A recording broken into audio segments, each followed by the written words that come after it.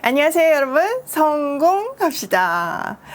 정말 제가 말씀을 묵상하면서 늘 느끼는 거지만 진짜 말씀은 소름이에요. 살아서 우리랑 소통하시고 역사하는 하나님을 말씀을 통해서 늘 느끼는 것 같아요. 우리가 지금 오병이어의 기적을 단체로 경험하고 막 흥분되어 있잖아요. 근데 그 다음에는 어떻게 해야 되는지 좀 궁금하시죠? 근데 오늘 본문을 통해서 딱 얘기해 주시는 거예요. 또 무방비 상태로 있으면 어떻게 되는지 경고도 해주세요. 역시 하나님의 세밀한 사랑은 정말 못 말리는 것 같아요. 한번 그 내용 들어가서 볼게요. 14절 예수께서 한 말 못하게 하는 귀신을 쫓아내시니 귀신이 나가매 말 못하는 사람이 말하는지라 무리들이 놀랍게 여겼으나. 예수님께서 한 사람이 귀신 들려서 말을 못하는데 그 귀신을 내쫓음으로 해서 말을 하게끔 만들어 주시죠. 그러니까 사람들이 막 놀랬어요. 여기 놀라다는 말은 아주 정말 깜짝 놀랐다는 이야기예요. 마태복음에 보면 이 사람은 말도 못할 뿐만 아니라 눈까지 멀었다고 기록하고 있잖아요. 그러니까 이 사람의 상태가 얼마나 끔찍하고 절망적이었는지를 알 수 있는 거죠. 자, 15절 그 중에 더러는 말하기를 그가 귀신의 왕 바알세불을 힘입어 귀신을 쫓아낸다 하고, 또 더러는 예수님을 시험하여 하늘로부터 오는 표적을 구하니. 무리는 막 지금 흥분하고 깜짝 놀라고 저 사람 누구지? 막 이런 질문들이 가득 차 있는데, 누가는 일부 사람이라고 기록하지만 마태는 정확하게 바리새인들이라고 얘기하잖아요. 그들이 예수님한테 누명을 씌우는데 바알세불, 그러니까 귀신의 왕의 힘을 빌어서 지금 귀신을 쫓아내고 있다고 이렇게 모함을 해요. 또 다른 사람들은 예수님을 시험해서 하늘에서 내리는 표징을 보여달라고 얘기해요. 또 많은 사람들은 그 광경을 보면서 저 사람이 다윗의 자손 메시아가 아닐까? 이런 생각을 했기 때문이죠. 자, 17절 예수께서 그들의 생각을 아시고 이르시되 스스로 분쟁하는 나라마다 항폐하여 치며 스스로 분쟁하는 집은 무너지느니라. 너희 말이 내가 바알세불을 힘입어 귀신을 쫓아낸다 하니, 만일 사탄이 스스로 분쟁하면 그의 나라가 어떻게 서겠느냐. 예수님은요, 그들의 생각을 다 알아채시고 같은 편이 싸울 수는 없다고 얘기를 하세요. 예수님의 논리로 보면 만약에 그들이 얘기하는 대로 바알세불, 귀신의 왕이랑 예수님이 한패면 지금 귀신을 쫓아내는 건 말이 안 된다는 거죠. 오히려 막 더 귀신 들게 만들어야 그게 한편이라는 뜻이잖아요. 그러니까 바알세불과 귀신들과 예수님은 한편이 아니다, 이 얘기를 하시는 거죠. 자, 19절 내가 바알세불을 힘입어 귀신을 쫓아내면 너희 아들들은 누구를 힘입어 쫓아내느냐. 그러므로 그들이 너희 재판관이 되리라. 자, 예수님은 또 무슨 얘기를 하시냐면요, 그들 중에서도 바리새인들 중에서도 귀신을 쫓는 사람들이 있었어요. 그러면서 그럼 그들은 어떻게 된 거냐고 얘기하시는 거죠. 내가 바알세불의 힘을 빌어서 귀신을 쫓는다면 그럼 그들도 지금 바알세불의 힘을 빌려서 지금 쫓고 있는 거냐, 이렇게 되는 거죠. 그러니까 그러니까 바리새인들 중에서 귀신을 쫓는 사람들이 너희가 잘못됐다는 것을 말하는 재판관이 될 거라고 얘기하셨어요. 자, 20절 그러나 내가 만일 하나님의 손을 힘입어 귀신을 쫓아낸다면 하나님의 나라가 이미 너희에게 임하였느니라. 강한 자가 무장을 하고 자기 집을 지킬 때에는 그 소유가 안전하되, 더 강한 자가 와서 그를 굴복시킬 때에는 그가 믿던 무장을 빼앗고 그의 재물을 나누느니라. 예수님께서요, 하나님의 능력을 힘입어서 귀신을 쫓고 있는 이 상황은 하나님의 나라가 예수님을 통해서 이미 임하고 있다는 것을 눈으로 가시적으로 보여주는 증거라는 거예요.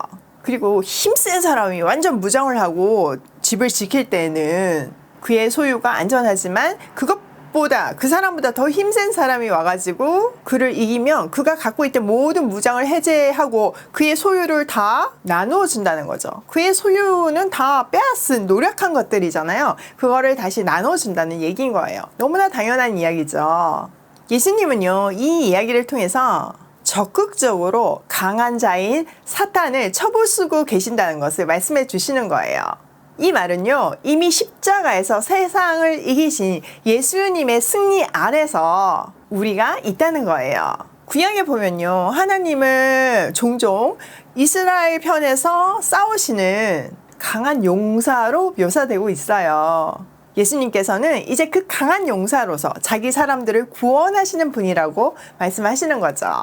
자, 23절. 나와 함께 하지 아니하는 자는 나를 반대하는 자요, 나와 함께 모으지 아니하는 자는 해치는 자니라. 또 예수님은요, 회색 지대에 있는 사람들에게 입장을 분명히 하라고 말씀하세요. 나와 함께 하지 않는 사람은 그냥 함께 하지 않는 정도가 아니라 나를 반대하는 사람이라는 거죠. 또 나와 함께 모으지 않는 사람들은 예수님을 반대하면서 하나님 나라 일을 한다고 말하는 사람들이에요. 그런데 그들도 결국 주님의 대적자라고 하시는 거죠. 자, 24절. 더러운 귀신이 사람에게서 나갔을 때 물 없는 곳으로 다니며 쉬기를 구하되 얻지 못하고 이에 이르되 내가 나온 내 집으로 돌아가리라 하고 가서 보니 그 집이 청소되고 수리되었거늘 이에 가서 저보다 더 악한 귀신 7을 데리고 들어가서 거하니 그 사람의 나중 형편이 전보다 더 심하게 되느니라. 악한 귀신이요, 어떤 사람에게서 나가서 쉴 곳을 찾아 헤매이다가 찾지 못하고 다시 원래 있던 사람한테로 돌아갔다는 이야기인 거죠. 여기에 보면 물 없는 곳을 찾아 헤매있다고 얘기를 하는데요. 여기서 물 없는 곳은요, 귀신이 광야 같은 황폐한 곳에서 산다는 상징적인 의미예요. 자, 그 귀신이 찾다가 어쨌든 못 찾고 원래 있던 사람한테로 들어갔잖아요. 근데 이게 웬일이에요. 다시 돌아보니까 너무 깔끔하게 치워져 있고 정리까지 되어 있는 거예요. 살기에 너무 좋은 거죠. 그러니까 혼자 살기에 아까워가지고 자기보다 더 악한 귀신 7을 데리고 들어와요. 자, 7은 완전수예요. 이 말은 귀신이 아주 강하고 많다는 이야기인 거죠. 그럼 그 사람은 어떻게 됐겠어요? 네, 이전보다 더 비참한 인생을 살 수밖에 없는 거죠. 예수님께서 사람들에게 아무리 귀신을 쫓아주셔도 그 사람이 그 방지책, 준비를 하지 않는다면 어떤 일이 일어나는지를 보여주신 거예요. 기적은요, 그 자체로 대단하고 사실 그것이 믿음이 생기는 시작이 될 수는 있어요. 그런데 거기서 머무는 것이 아니라 그 기적을 경험한 사람들은 믿음을 가져야 한다는 것을 강조하시는 거죠. 안 그러면 더 비참하게 된다는 거예요. 7 귀신이 몰려와가지고요.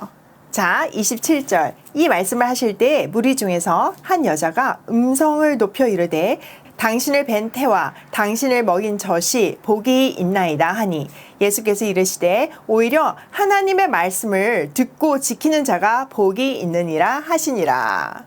자, 이 광경을 지켜보던 한 여자가 우와, 정말 이 대단한 예수님, 이 대단한 아들을 낳은 그 어머니가 복되다, 이렇게 얘기를 하는 거예요. 저런 아들, 저렇게 훌륭한 아들을 낳은 엄마는 완전 복받은 사람이다, 이 얘기인 거죠. 아들 잘 낳았네, 이거죠. 그런데요, 예수님은요, 그 사람이 복된 것보다 하나님의 말씀을 듣고 지키는 사람이 더 복되다고 말씀하세요. 자, 부모한테 자식이 잘 되는 것보다 기쁜 소식은 없잖아요. 그거는 어떻게 보면 인간의 최상의 복, 기쁨을 얘기하는데 그것보다 더 복된 것이 말씀을 듣고 지키는 일이라고 얘기하시는 거죠. 여러분, 하나님은요, 우리에게 함께 오병이어의 기적을 경험하게 하셨어요. 생각해보면 우리는 마태에서도 오병이어를 배웠고 마가에서도 배웠어요. 이제 들어둔 게 있는 거죠. 좀 공부를 했으니까. 근데 이제 준비가 되어 누가복음에서 다시 우리가 오병이어를 묵상했을 때 하나님은 이거를 머리로만이 아니라 우리가 진짜 실제로 경험하게 하셨어요. 이것도 나 혼자가 아니라 천국 패밀리가 단체로, 그리고 미래의 예비 천국 패밀리들까지요. 우리가 마태, 마가를 통해서 쌓은 어떤 기초를 지금 누가복음에서 체험으로 확 열어주신 거예요. 여러분, 이번 사건을 통해서 오병이어 사건을 조금 더 이해하게 되셨잖아요. 그리고 그게 실제로 일어난다는 사실도 우리가 지금 보고 있는 거잖아요. 근데 오늘 본문에서는 거기에서 머물면 안 된다는 것을 말씀하시는 거예요. 기적을 체험한 다음에는 거기에 합당한 믿음이 만들어져야 하는 거죠. 여러분, 말씀은 들음에서 나잖아요. 우리가 함께 이렇게 매일매일 성경을 공부하다 보면 그게 든든한 준비가 된다는 거예요. 또 누가복음이 끝나면 요한복음이 나오잖아요. 요한복음에는요, 오병이어 기적에 대해서 예수님이 아주 깊이 있게 설교를 해주세요. 해석을 해주시거든요. 그러면 우리가 요한복음을 공부할 즈음에는 얼마나 더 깊이 있게 깨달아지겠어요. 진짜 너무 기대감으로 가슴이 설레요. 우리 인생은요, 다 십자가를 향하고 있어요. 우리가 경험하는 기적도, 또 우리가 경험하고 있는 고난도 다 십자가를 깨닫게 하는 도구예요. 하나님께서 우리에게 기적을 주시던지 아니면 고난을 주시던지 뭔가를 주실 때는 그것을 붙들고 십자가를 더 깊은 자리에서 깨닫는 축복을 누려야 하는 거예요. 그 기회를 주시는 거거든요. 제가 이제 마태복음 책이 진짜 출간 직전에 있어요. 추천서까지 이제 다 받았고 이제 마지막 디자인 단계에 있어요. 제가 제 인생의 중요한 분들에게 추천서를 부탁하다가 제일 가까이서 보고 있는, 또 예리한 눈으로 보고 있는 우리 큰아들에게도 추천서를 부탁했어요. 뭐 남들은 같이 안 사니까 속일 수 있지만 어느 정도는 가까이 있는 가족은 제가 속일 방법이 없는 거잖아요. 우리 아들이 쓴 추천서를 보고 참 많이 감동이 되더라고요. 우리 아들은 저를 떠올리면 성경 공부하는 모습이랑 엎드려서 울며 기도하는 모습이 생각이 난대요. 그 모습을 어릴 때부터 지금까지 한결같이 보고 있다고 하더라고요. 그래서 그 마태복음 책은 엄마가 매일 성경을 붙들고 연구한 정성과 성경 앞에서 흘린 눈물이 담겨 진심이 전해지는 그런 책이라고 표현을 했더라고요. 맞아요. 제 진심이 담겨 있어요. 저의 10몇 년의 세월이 그 안에 녹아져 있어요. 또 기적의 스토리가 있는데 그 기적의 스토리는 매일매일 한 걸음씩 십자가를 향해서 가고 있는 그 스토리예요. 더 깊은 곳에서 하나님을 만난 스토리예요. 그것보다 큰 기적은 없는 것 같아요. 멀었던 저의 영의 눈이 떠지고 들리지 않던 소리들이 들리기 시작하고 매일 감격에 겨운 새로운 날들이 펼쳐지는 기적. 그런 의미에서 하나님의 말씀을 사모하며 듣고 지키는 사람은 정말 복된 사람이에요. 살면 살수록 더 강하게 느껴지는 말씀이에요.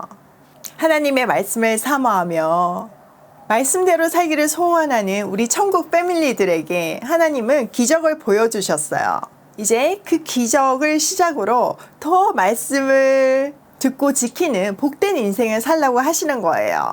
저 혼자 보육원 아이들을 다 먹일 수는 없지만 우리가 힘을 합치니까 벌써 5,000명을 넘어서 7,000명을 먹일 수 있게 되었잖아요. 전국의 보육원에 있는 아이들의 숫자가 12,000명인데 그 절반도 넘는 숫자를 우리가 먹인 거예요. 이게 정말 믿기지 않는 기적인 거죠. 말씀도 마찬가지예요. 혼자서 묵상하고 지키는 것은 어렵지만 우리가 함께하면 할 수 있어요. 서로를 응원하며 말씀을 듣고 지키는 복된 인생을 살아보아요. 우리가 또 함께 나머지 아이들을 먹이고 또 지속적으로 사랑을 표하는 그런 부모가 되어 주어요. 오늘도 참된 행복의 의미를 깨달으며 말씀을 듣고 지키는 복된 발걸음으로 고고싱해요.